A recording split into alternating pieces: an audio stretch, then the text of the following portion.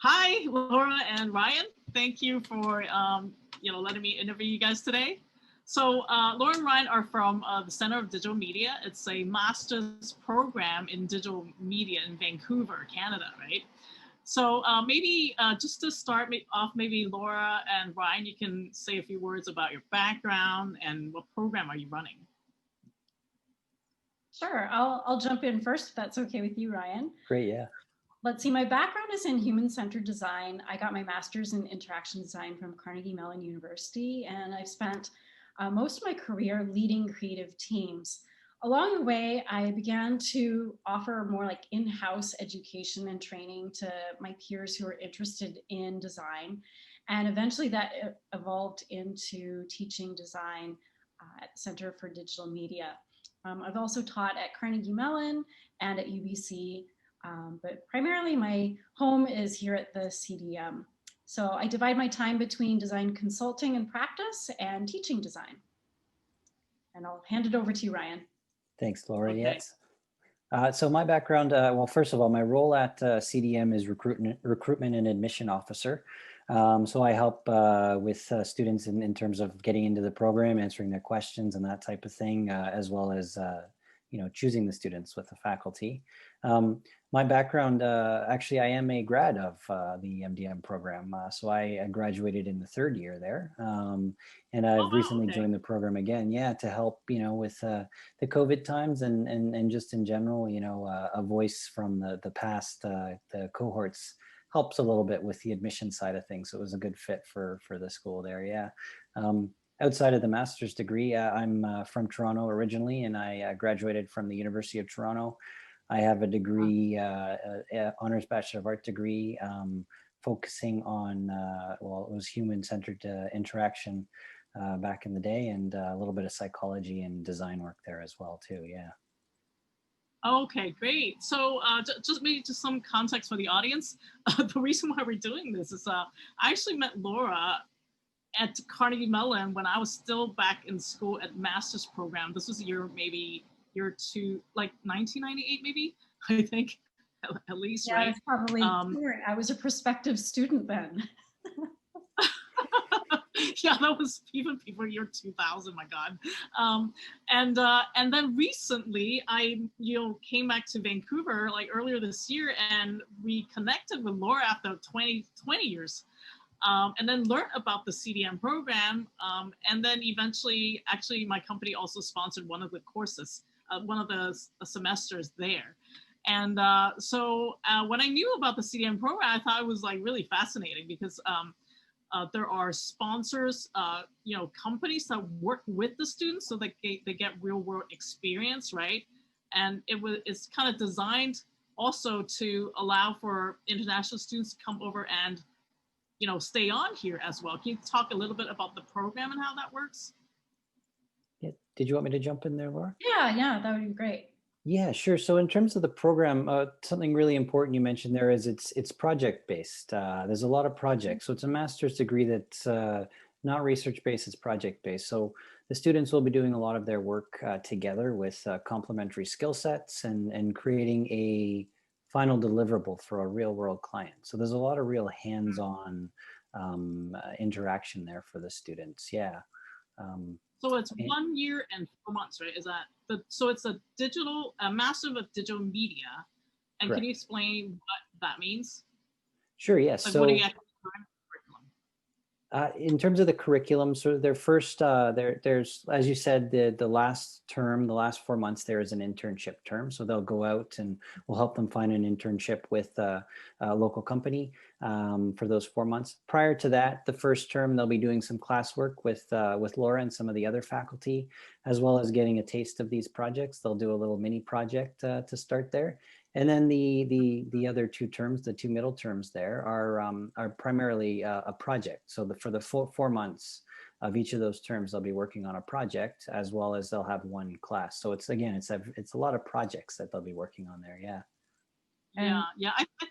Sorry, Laura. I was just going to add to that there are team-based projects. So the program really centers on collaborating with a tight-knit group of people to deliver these projects. So that's quite different from many other programs that maybe are still industry project based, but you might be working solo on them.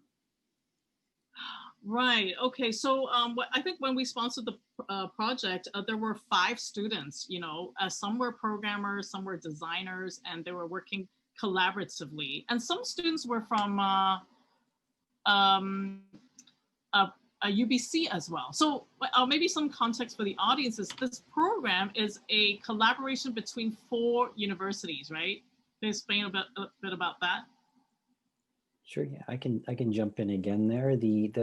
So you mentioned UBC, the University of British Columbia is one of our partners, as well as Simon Fraser University, that's SFU, BCIT, which is the British Columbia Institute of Technology, and the final one is Emily Carr Center for Design. So we have 4 partners.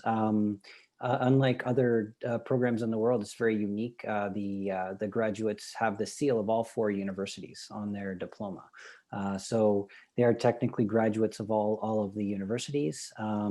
While they're studying though, while they go through the application process, SFU manages sort of the administrative side of things. So if any of the applicants see SFU, that's what that's all about there as part of the application. But definitely unique, again, the 4 institutions and then having the seal on their diploma. Yeah.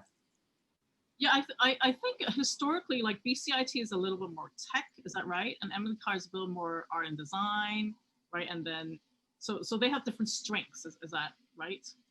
Exactly, and they bring sort of different perspectives, specifically when they were forming the program. As you mentioned, different specialties bring the different perspectives, but also it allows sort of a collaborative environment for students in the program to reach out for resources in these other institutions as well too. Okay. And from what I understand, when we say digital media, like there is human-centered design, UX. There's also like game design aspect, right? Where the program grew from. Can you explain a little bit about the actual curriculum of what is taught in this program?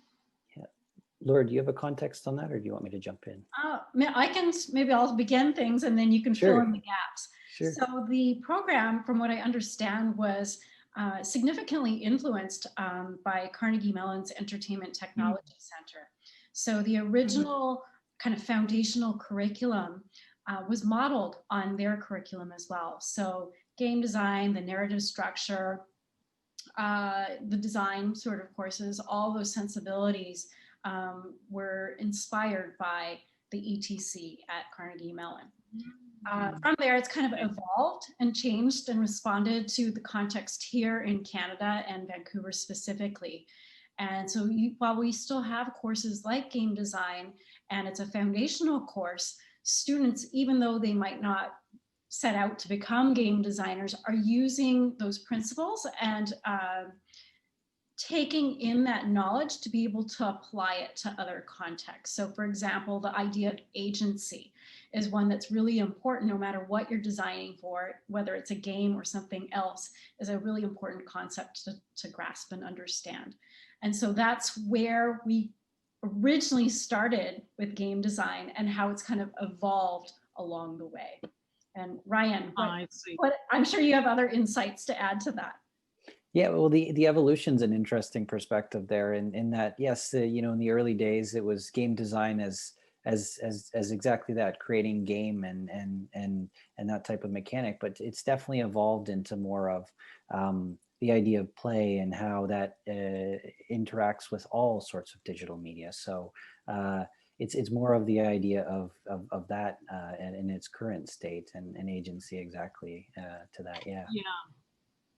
And I think the reason for game design is because actually Vancouver, has electronic arts, right? These companies produces a lot of games, and also the movie industry here as well is really well known. So the demand for such talents, like, can you comment about the work, environment here in terms of after graduation and employment opportunities in UX or other kind of digital medias?